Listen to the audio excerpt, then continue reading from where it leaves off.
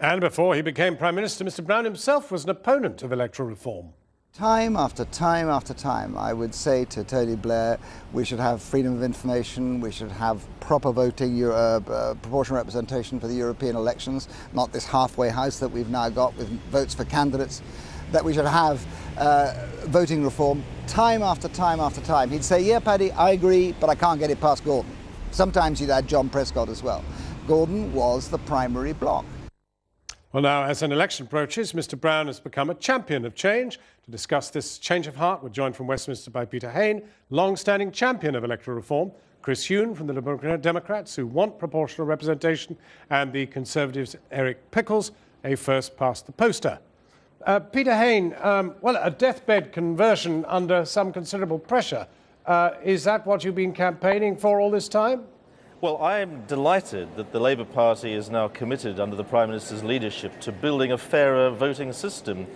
The great virtue of this change is that each MP has to get at least 50% of the vote. So voters are in the saddle. They will determine that their local Member of Parliament has to get a majority of their local votes. That's a fantastic advance at a time when MPs are in disrepute, when the expenses scandal has deepened distrust with politics, and this is about building trust.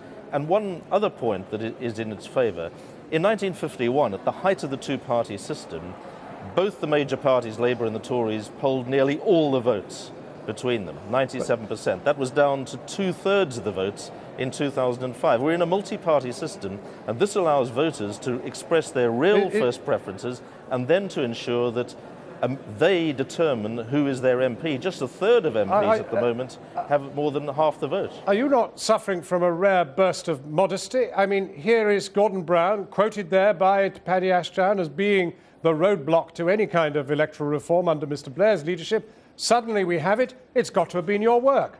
Well, he's actually decided, and I think he's right, that there's a real problem of trust in British politics. And he's decided to put the voters in charge so that every MP will have to have a majority of voters in order to get elected. Just a third of us do now, and that cannot be right at a time of tremendous distrust in British politics. So, Chris Huhne, it's all about a big breakdown in confidence in the whole of you lot, and that is what's brought all this about.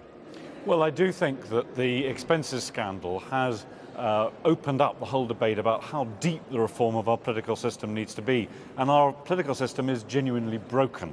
So I think we do need deep reform, and our criticism is frankly that the Labour government's proposal simply doesn't go far enough, because even if you introduce the alternative vote and people can vote for their first preference, that may bring some more people in, and they know that their vote won't be wasted because it will transfer onto somebody who can win. The reality is that the party still chooses the candidate, and all those safe seats where we know the problems have been on expenses, and all of those safe seats will remain, and the parties will effectively choose the MP. And what we want to see is a system where the voter actually has a choice not only of the party but also of the person within the party. And you can only have that if you have a multi-member constituency, 3 to 5 members of Parliament for each constituency, where each party puts forward a range of people, and then the voter has a real choice and can discipline MPs who've been caught fiddling their expenses, banging in for moats or duck palaces or whatever it happens to be. Well, now, Eric Pickles, there it is. 2 of your colleagues say politics is broken. I dare say you agree too. But you don't agree that it needs to be fixed by any sort of voting reform. I think what we need to fix the system is to have a general election. And frankly, with a dying government that is on its very last legs, to produce these proposals, which stand absolutely no chance of getting into law because we'll have a general election well before that. That strikes me to the very heart of what's wrong with politics. It's all about gesture, it's all about manoeuvrability. But given that Tory MPs are just as bent as Labour and Liberal and all the rest of it, that all of you have been in the same trough, what are you going to do to reassure voters that you're actually going to clean that place up and turn it into something that's fit for the 21st century? Well, I think David Cameron announced a series of reforms at a speech the other day, which you covered, which dealt with opening up the whole system. And something that we're believing is there are frankly too many members of Parliament, and we would reduce the number by 10%.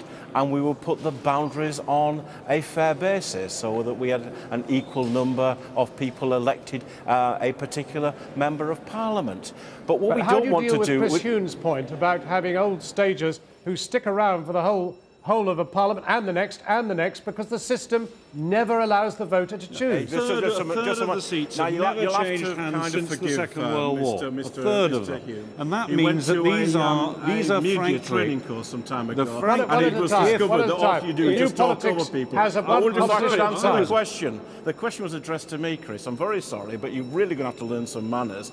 You can't lecture the Conservative Party about dealing with it. After all, we are the only party to hold open primaries. We are the only party to hold all postal primaries. We are bringing in more people into the election.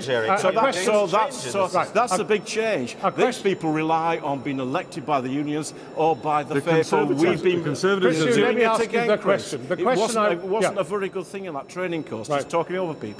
Can I be of assistance to you? With respect, Chris Huhne, can we just check with you, does this inch its way in any way towards some kind of acceptance of Labour if you had to do a deal in a hung Parliament? I don't think it makes any difference to our view that we want thoroughgoing political reform, not just this baby step, frankly, which gives voters a bit more choice, but not enough choice that they can actually discipline the people in the safe seats for Labour and the Conservatives that have been there ever since the Second World War and where most of the expenses scandal was occurring. And I think you were unfair to say that the Liberal Democrats were tainted in the same way as Labour and the Tories by this. It's the safe seats where the worst offences went on, where there were capital gains tax avoidance and flipping, and not a single Liberal Democrat MP was involved in either of those problems. Well, the one thing, Peter Hain, I guess all three of you are going to agree on is it's never going to become law tonight. Well, the Parliament, I hope, will vote tonight. I think there'll be a majority in the Commons, and I think there'll be a majority in the Lords. And then if the Tories use their power in the final wash-up negotiations to block this change, what will David Cameron's credibility be? That he will not put the voters in charge and give them the right to have their MPs elected by a majority of them.